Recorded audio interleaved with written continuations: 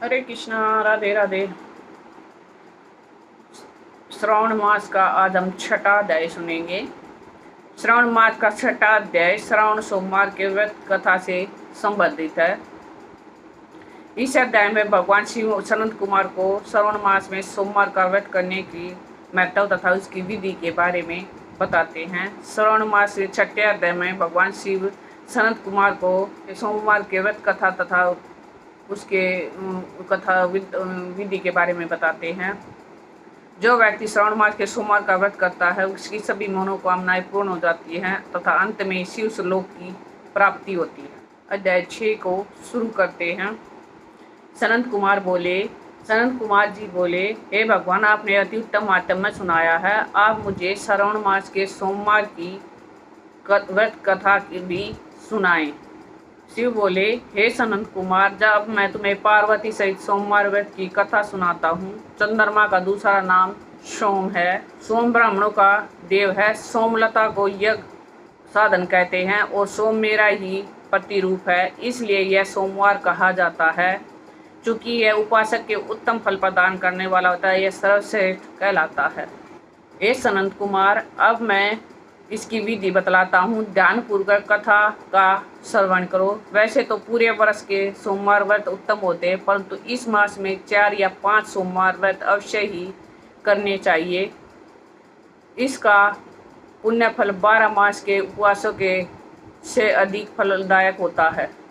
इस मास में एक सोमवार का व्रत फल वर्ष भर के सभी उपवासों के फल के बराबर होता है। अतः भगत को श्रावण मास में शुक्ल पक्ष के सोमवारों का संकल्प करके नाम से जितने भी सोमवार आए उन सोमवार को व्रत संकल्प करके रात्रि और शिव पूजन करें।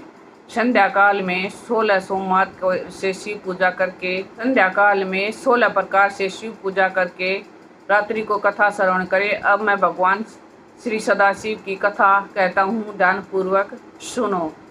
श्रावण मास में पहले सोमवार को व्रत ग्रहण करके नित्य कर्म स्नान ध्यान से निवृत्त होकर अपने आप को हर प्रकार से पवित्र करें।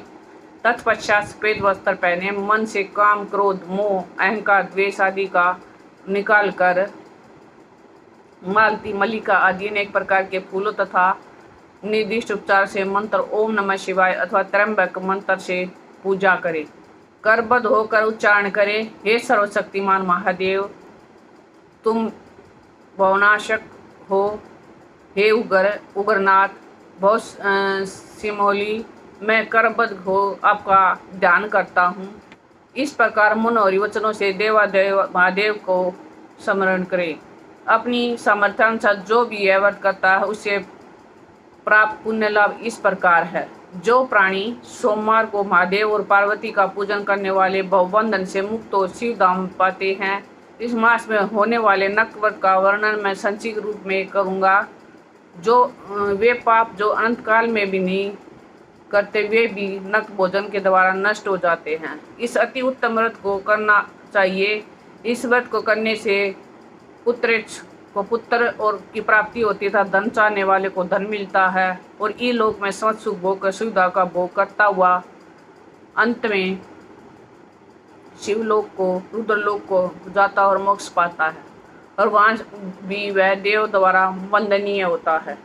इस लोक की असार में और चलायमान जानकर बुद्धिमान प्राणी व्रत और उद्यापन द्वारा अपना जीवन सफल बनाता है और सदति पाता है। मोह माया को त्याग कर प्राणी को अपनी सामर्थ्य अनुसार सोने की बनी शिव पार्वती की बैल पर सवारी प्रतिमा बनवानी चाहिए। एक अति भव्य सुंदर लिंग तो भद्रमंडल पर घट बनवाकर उस पर तांबे अथवा बांस का पात्र रखकर सबसे ऊपर शिव पार्वती की मूर्ति, तत्पश्चात शास्त्रानुसार शिव पार्वती की पूजा अर्चना करके फूलों का मंडल बनाकर उस पर एक अत्यंत सुंदर चंदेवा बांध दे। रात्रि जागरण करते हुए गीत नृत्य का आयोजन करें। अग्नि स्थापित करवाकर सर्व भवनाशक आदि 11 नामों द्वारा हवन करना चाहिए। भक्त बृहतल आदि की मदद से आराय तथा मंत्र द्वारा बिलपत्र का अथवा षडाक्षर मंत्र से हवन करें। पूर्णाहुति पूरी करके स्वीकृति तथा अन्य आहुति दे। आचार्य की भी पूजा करके उसे दक्षिणा के साथ गोदान करना चाहिए। 11 विद्वान ब्राह्मणों को भोजन कराकर उन्हें भी एक घड़ों के साथ बांस के पत्तल दान स्वरूप देने चाहिए। पूजन के पश्चात देवी देवता पर चढ़ी सामग्री आचार्य को दान स्वरूप में दे। पूजा करते हुए बोले, मेरा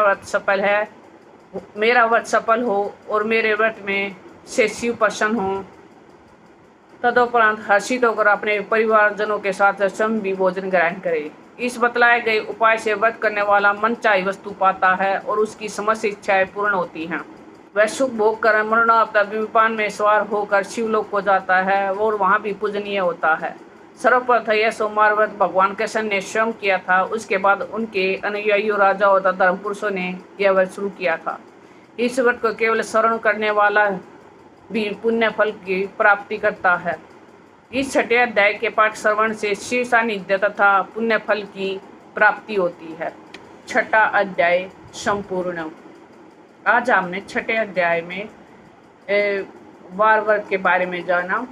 इसमें सोमवार व्रत की कथा विधि सारी चीज तथा उसके स्मरण मात्र से क्या पुण्य फल की प्राप्ति होती है वो सब हमने बताया। इसलिए हमें इस श्रावण में जरूर से जरूर सोमवार व्रत करने चाहिए तथा भगवान का रुद्राभिषेक करना चाहिए। प्लीज़ हमारी वीडियो को ज़्यादा से ज़्यादा शेयर कीजिए, लाइक शेयर एंड सब्सक्राइब कीजिए, अपने शास्त्रों का ज़्यादा से ज़्यादा प्रचार कीजिए। ये भी एक सेवा है। राधे राधे।